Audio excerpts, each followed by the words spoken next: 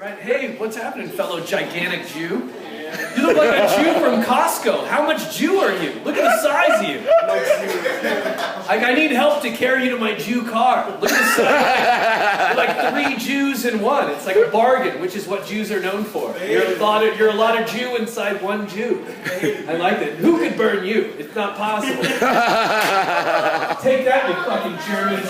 Fuck yeah, Jews still survive. We're still here, fuckers. Sorry guys, all this is very inappropriate. I notice when girls meet each other, they're like, oh, you look so pretty. This Mexican guy comes up to me, he goes, oh, you're from LA, I can tell because you have a burrito belly. Thanks, fucker. Oh. Thanks a lot. See the way guys greet each other? This is bullshit. Okay. See? I'm actually Egyptian, but Mexicans... When I first moved to LA, Mexicans were the only people that embraced me. You guys were like, you got pyramids, we got pyramids. You got pita bread, we got tortilla bread. We're like, we got piñatas, you hit kids with sticks. I'm like, yeah, man, it's the same. It's the same.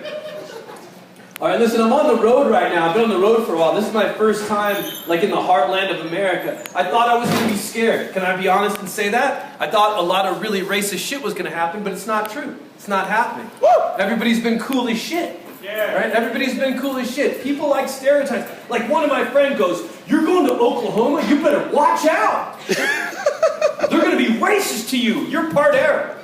And I'm like, really? You mean they're going to judge me without even knowing me? And he goes, yeah. And I go, have you ever been to Oklahoma? And he goes, no. And I go, then you're an asshole. You just did what you said they were going to do, you prick.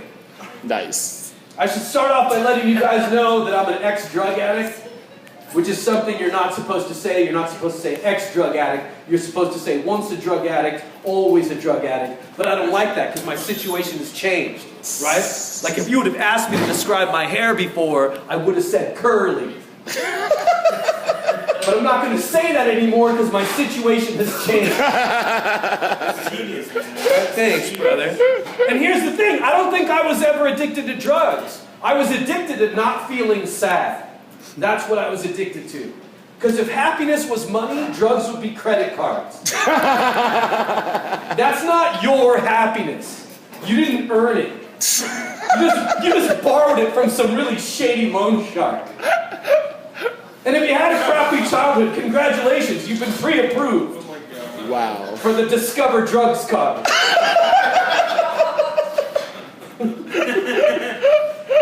See, and listen, and I'm going to say something about Donald Trump right now, but here's the thing. I'm not a Republican or a Democrat. I'm neither one of those things. And I don't like picking sides. I had a Muslim father and a Jewish mother, so I don't like picking sides, right? I don't like any of that shit, right? I believe in the democratic process, and if Donald Trump wins, he wins, but he hasn't yet, so here's what I got to say.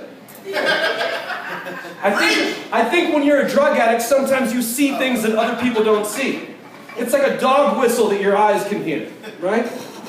And here's what I think. When I see Donald Trump and people are like, oh, he speaks his mind, that's not what I see. To me, Donald Trump sounds like my drug dealer. He does. Because the way he speaks to America reminds me of the way my addiction spoke to me. My addiction would come up to me and say, hey, I know you've embarrassed yourself in the past, but things are different now. Just do a little bit of this. And that's what Donald Trump is doing to America. Oh man, this right? is genius. Right? Thanks, You're brother. genius. Thanks, brother. Because America's addicted to racism. We're trying to get over it, but we're addicted to it. If you look at my old photo albums, it's embarrassing. There's some embarrassing pictures in my photo album. There's some embarrassing pictures in our history books. We're addicted to racism. The way we treated black people, the Japanese internment camps, the Native Americans, those are embarrassing times. But Donald Trump is saying to America what my addiction said to me. I know you've embarrassed yourself in the past, but it's different now. It's just a little bit of racism. It's just Muslims. Smoke some of this fear. Snort some of this hate. It'll make you feel better. Because here's what people don't talk about. Racism feels good. No one wants to admit it. Racism feels great. It feels as good as drugs. It does. Because drugs and racism are both simple solutions to really hard problems. And that feels good. People are like, oh, Donald Trump speaks his mind. Does he? All of America's problems are because of immigrants, but 2 out of the 3 women you've had kids with have thick Russian accents? That doesn't make any sense. I know why you know so much about walls. It's because you've had to jump over iron curtains to meet wives. Why is his first lady so quiet? Is it because she sounds like Borat? Is that why? Welcome to White House. He's nice. Yashimash. Really? Is that what you want? That doesn't make any sense. Look how tight you guys got. Listen, I'm an Arab, but not a regular Arab. I'm a good one. Go Arabia. I like that. You want to hear something crazy? Here's what I think. Here's what I think is one of the problems in America. Arabic kids don't have good role models. They really don't. I grew up and all my Chinese friends were like, I love Bruce Lee. My Italian friends were like, I love Rocky Balboa. And they're like, who's your hero? And I go, the horse and the black stallion. It was, because my mom's like, why do you love that horse so much? I go, because the horse is a hero. And for once in an American movie, the hero is Arabian. Oh. We needed that. Kids can't grow up like that. It's not right, man. It's not right. I'm not a regular guy, though. I have a Muslim father and a Jewish mother. That freaks people out. People are like, wow, Muslim dad, Jewish mom, what does that make you? Really circumcised. That's what it makes me. I come from such angry people that even my dick looks like a bullet. Like one of the bigger bullets. Like a sniper, not like a pew pew. Like a big fucking... Fucking Arabs. Fucking Arabs, right? But I even confuse Arabs, man. Even Arabs are confused by me because I'm this weird thing in the middle. I'm too Middle Eastern for some people, I'm too American for other people. According to Judaism, if your mom's a Jew, you're a Jew. But according to Islam, if your dad's a Muslim, you're a Muslim. So either I'm imaginary or both those books are. Yeah. And I'm for real. I'm for real. I confuse Arabs. Even Arabs are confused by me. One of my Arab friends comes up to me, he's like, you're so lucky, you look so American. You probably never experienced racism. And I go, no, you're wrong. Because I look so American, I experience racism on accident all the time. Right in front of me, one of my own friends goes, fucking Arabs, they don't belong in America. Everybody else fits in, not them. And I go, yeah, man, I'm an Arab. And how do you know it's my fault? How do you know it's not? Because the programs in America were never designed for me. Because when I got to America, they put me in a classroom called English as a Second Language. Right? See? There were no Arabs there. Right? It was me and 37 Mexicans. That's true, right? I got home, my dad's curious. He's like, how was school? And I go, ay, papi. Mi profesora tienes más grande chichis, papi. For those of you that don't speak Spanish, that means, oh, Dad, my teacher has huge boobs, Dad. She did. I learned English in 2 days. Nobody had ADD in big titty class. She got all of our attention. Right? It made me think, if you want to fix the education system in America, why not hire strippers to teach math and science? Right? Fuck you, China will make our own iPhones. Thanks to Miss Cinnamon. She was the best, you guys. She was the best. I had a weird childhood, but I think the reason why I'm not a Democrat or a Republican, I don't identify as Arab or Jew, is because my dad was a boxer and an alcoholic. It's a bad combination for childhood. It's a combination Don King would call a good investment.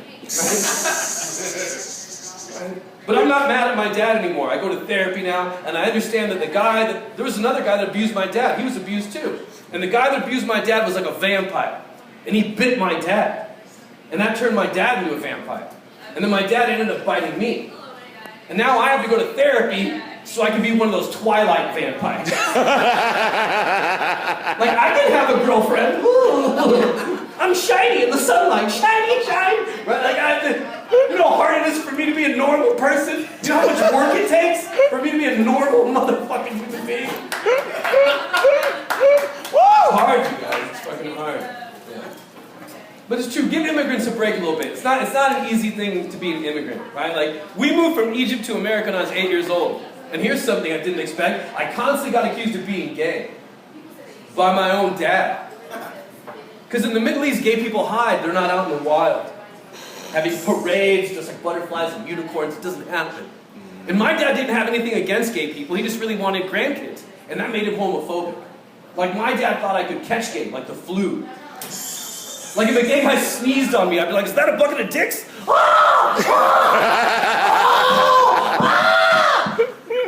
That's what he thought.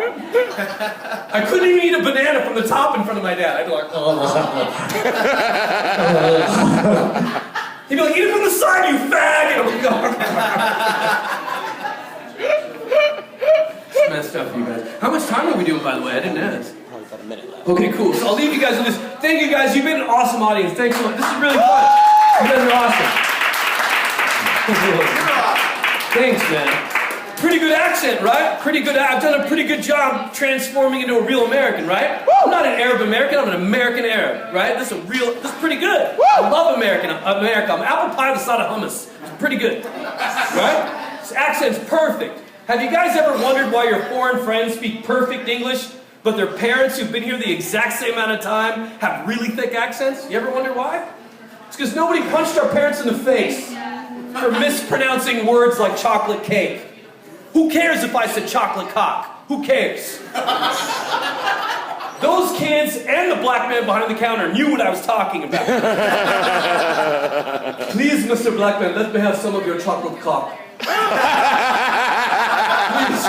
I've been a good boy, I ate my vegetables. Give me a big piece of chocolate cock. I'll use 2 hands, Mr. Black Man.